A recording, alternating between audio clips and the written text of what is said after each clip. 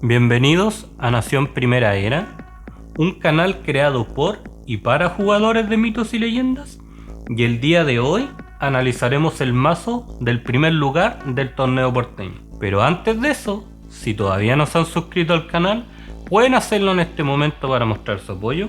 Ya casi llevamos 1000 suscriptores, que es nuestra meta. El formato porteño es un formato cortesano vasallo, es decir, por frecuencias, en la cual solo se permiten cartas rojas y azules. Seguramente acá les voy a dejar el video que hicimos junto a la biblioteca de Diego, en donde revisamos el formato en detalle. El ganador de este torneo fue Carlos Coria. Seguramente acá arriba les voy a dejar una tarjeta para que puedan revisar la final. Y dicho esto, vamos a pasar simplemente a revisar el mazo. El primer aliado es Salomé, un vampiro 3/3 que cuando entra en juego podremos destruir una carta de oro oponente. Aclarar que siempre el oro que se destruye es a elección.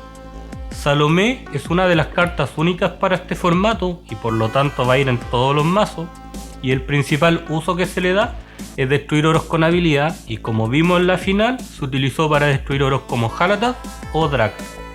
El segundo aliado es Vampiro del Desierto, un aliado 3/2 que debe atacar cuando es puesto en juego. Aclarar que no es necesario que ataque de inmediato cuando lo bajas, pero sí que ataque el mismo turno. Según lo que me comentaba Carlos, su mazo es más destinado al control, pero seguramente la incorporación de Vampiro del Desierto es para tener algo de agro y así hacer daño cuando no logre controlar. Va solamente por una copia por temas de espacio. Seguimos con dos copias de Baldur, un dios 3/3, que si es destruido podremos buscar una carta en el mazo castillo y ponerla en la mano. Aclarar que si Baldur es destruido en guerra de talismanes, la carta se busca de inmediato, pero si es destruido por daño de combate, la carta se busca una vez que se pasa el daño al mazo castillo. Baldur es uno de los principales motores de búsqueda de este mazo, también nos va a servir para atacar o bloquear, pero el uso ideal que se le debe dar es destruirlo con Cancerbero para buscar 2 oros y además una carta a elección. Continuamos con Aegir, una abominación 2/3 que cuando entra en juego tu oponente baraja en su mazo castillo un aliado que tenga en juego. Nosotros, tanto Aegir como Sif, permitimos que barajen a elección. Aegir también es una de las cartas únicas para este formato y también va en todo tipo de mazo. Aegir es un excelente removal, ya que por su habilidad podremos barajar aliados como Baldur para que no se active su habilidad. Después tenemos dos copias de Ulr, un dios 3/1 que puede atacar cuando entra en juego, pero si lo haces debes descartar una carta de tu mano. Aclarar que la carta se descarta en el momento de la declaración de ataque, y si lo bajaste ese mismo turno y no tienes carta en la mano, no puedes atacar. Ulr junto con Vampiro del Desierto son los únicos aliados agro del mazo, y por su principal relación fuerza-coste puede ir en cualquier tipo de estrategia. Tendremos dos copias de Tribaldi, un bárbaro 2/3 que cuando entra en juego destruye un aliado oponente de fuerza 3 o menos. Podremos ocuparlo para destruir un Ulr o un Vampiro del Desierto, que siempre es molesto. Funciona como uno de los principales removal del mazo, ya que en general para este formato los aliados tienden a tener 3 hacia abajo de fuerza, y por su habilidad podría ir en cualquier tipo de estrategia. Seguimos con dos copias de Sif, un dios de coste y fuerza 2, que si es destruido, tu oponente baraja una carta de aliado que tenga en juego. Volver a reiterar que tanto Sif como Aegir, nosotros para los torneos permitimos que barajen a elección. Y Carlos me comentaba que Sif no le fue de mucha utilidad, ya que tiene que esperar a que sea destruida, ya sea bloqueando o utilizando un talismán como Cancerbero, que no siempre está disponible. Sif, al igual que Aegir, es un removal que nos va a servir para poder barajar las cartas que si son destruidas hacen algo, como por ejemplo Baldur o la misma Sif. Continuamos con Niam, un aliado 1/2 que podremos destruirlo para anular un aliado oponente que esté entrando en juego. Es prácticamente la única anulación que tenemos de aliado en el mazo, por lo tanto hay que pensar muy bien cómo ocuparla. Se puede dejar para anular por ejemplo una Salomé para evitar que nos destruya un oro con habilidad, o por ejemplo una Aegir para evitar que nos baraje un aliado con arma que estamos reservando para atacar. Niam es una de las cartas únicas y también van todo tipo de mazos. Después tenemos a Tezcatlipoca, un aliado 1/3 de la raza chamán, que cuando entra en juego buscaremos un tótem en el cementerio y lo colocaremos en la línea de defensa. Aclarar que sin pagar su coste, y según lo que me comentaba Carlos, este aliado lo ocupaba principalmente para tener siempre en mesa un tótem que veremos más adelante y con él asegurar daño, y va simplemente por una copia por temas de espacio. Tendremos a Jori, un Kami 2-3 que cuando entra en juego podremos buscar una carta en el mazo castillo y ponerla en la mano. Aclarar que como buscamos cualquier tipo de carta no es necesario mostrarla, y Jori es la principal búsqueda del mazo, ya que es directo y por eso también está carta única y también debería ir en todo tipo de mazo. Seguimos con Hachiman, otro Kami de fuerza 3, coste 4, que cuando entra en juego destruye un aliado oponente a elección que no porte arma. A diferencia de Tribaldi, que igual es un removal, no tiene la restricción de fuerza, pero sí la condición que no porte arma. Es una de las cartas únicas y en general también se ve en todo tipo de mazos. Continuamos con Geonsi, una criatura 3-2 que podremos destruirla para barajar un aliado oponente en juego. Es uno de los removal directos y la recomendación es siempre ocuparlo de inmediato, no esperar un turno porque por ejemplo tu oponente puede subírtelo a la mano con un Teatro Kabuki o cambiártelo por otro aliado con Hades. Y es una de las cartas únicas y también va en todo tipo de mazos. Por último tendremos dos copias del campeón Shaolin Lin Kuei, un aliado de fuerza 2 coste 3 que mientras esté en juego al final del turno podremos robar una carta extra. Es prácticamente el único aliado que nos permite robar y por lo tanto va a marcar mucho quién lo tenga en juego y quién no, y por lo tanto también se va a llevar principalmente todos los removal. Continuamos con las armas y tendremos dos copias de Bo con coste 3 cuando entra en juego, y cada vez que el portador sea declarado atacante podremos robar una carta. Bo es una de las armas que se vio gracias a las restricciones de este formato, y si bien no otorga bono, nos genera un robo constante. Después tendremos una sola copia de Yoroi. Yoroi la hemos revisado anteriormente en el canal y con la salida del Dar se oficializa la resolución que podremos descartarla de la mano en respuesta a un ataque para devolverlo al oponente a la línea de defensa. Según lo que me comentaba Carlos, la ocupó una sola vez en el torneo y cuando estaba en la construcción del mazo al principio la había colocado por 2 y cambió una copia por Bo, lo cual me parece una perfecta decisión.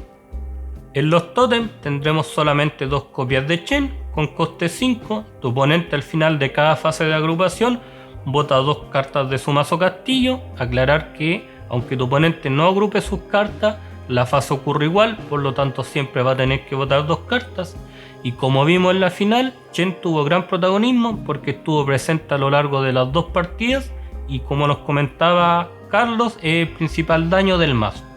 Pasando a los talismanes, tendremos a Hades con coste 2, cambiamos de controlador un aliado de tu oponente por uno de nosotros. Lo ideal es siempre cambiar un aliado que cuando entre en juego hace algo, como por ejemplo Tribaldi o Aegir. Es una de las cartas únicas y está más enfocado en el control.